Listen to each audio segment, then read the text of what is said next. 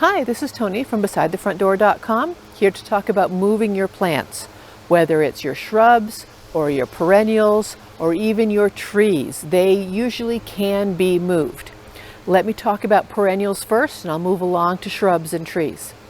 Now, when you're moving your perennials or dividing them, a really good time in the year to do this is in the fall. Right as it's settling down for the winter, that's cooler temperatures for you and cooler temperatures for the plants. So when it starts going dormant for the winter, that's a great time. You can dig it up, you can divide it, you can move it to where you want it to be. Spring is also a fantastic time to be doing this moving.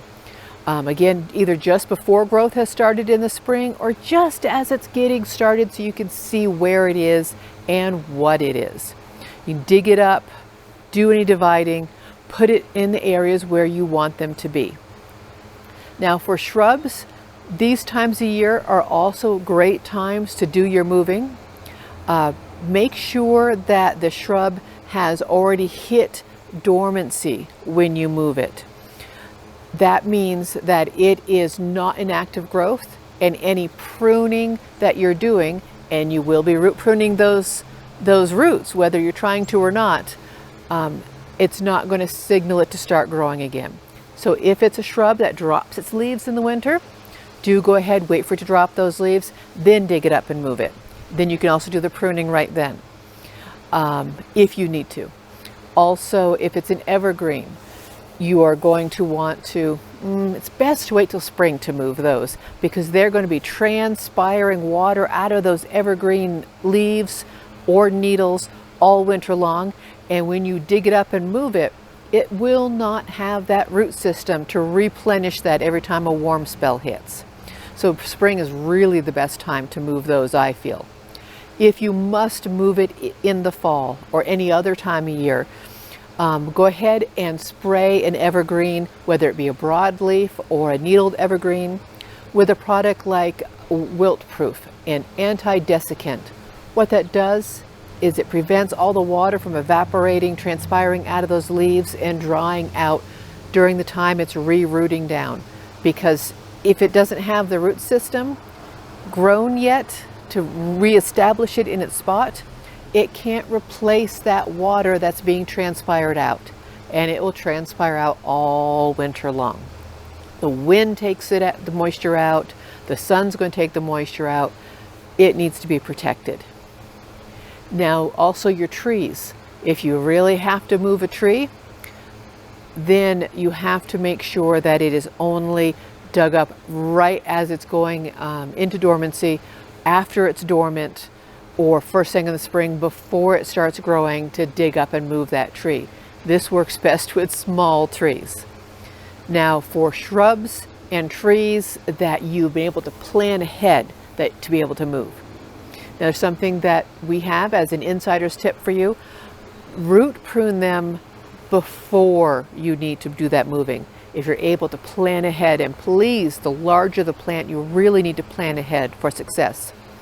So that insider's tip is root prune them a year or even 2 years before you make that move.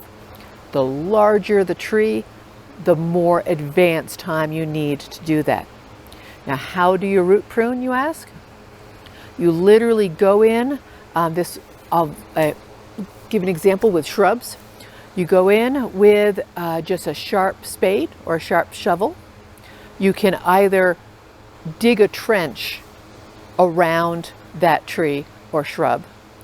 I like best just to put the sharp shovel down straight into the ground, cutting through any roots within about a foot of the trunk, in a big circle around.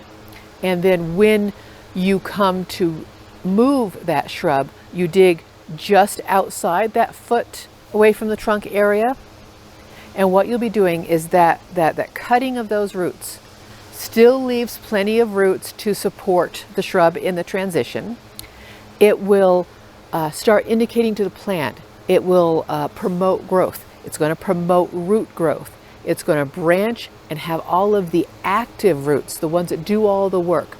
The active micro hairs and all those roots are going to be close to the shrub, so that when you do dig up that that shrub that following year, those active roots are up next to it. They'll be moved with the root ball that you move.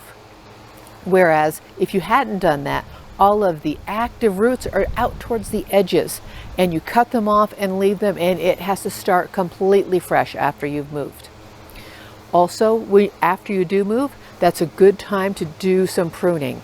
Cut it back by a third, cut it back by half, just to balance out the amount of roots the plant has with the amount of top growth the plant has. From there, you just dig out as gently as you possibly can. Be sure to move that root ball in a way that you're not damaging more roots, such as when you dig that out, you get it on a tarp or burlap, something that you can drag, but you're not damaging and pulling away dirt from the bottom. Put that root ball on something that you can drag along. If you just purchase a tree from a nursery, don't go from the back of that pickup truck and wiggle it off the end and have it drop to the ground. That shock is going to dislodge all those micro hairs I was talking about and do major root damage to that tree. It's going to take a lot longer for it to recover. So another quick tip is you put up either plywood, 2x4s, something up against the back of your truck bed to make an incline so that you slide that pot down or that ball and burlap tree down to the ground so you don't have that shock. Well, if you found this helpful, please click like or subscribe and that bell to be notified for when I put out more videos, and we'll see you next time.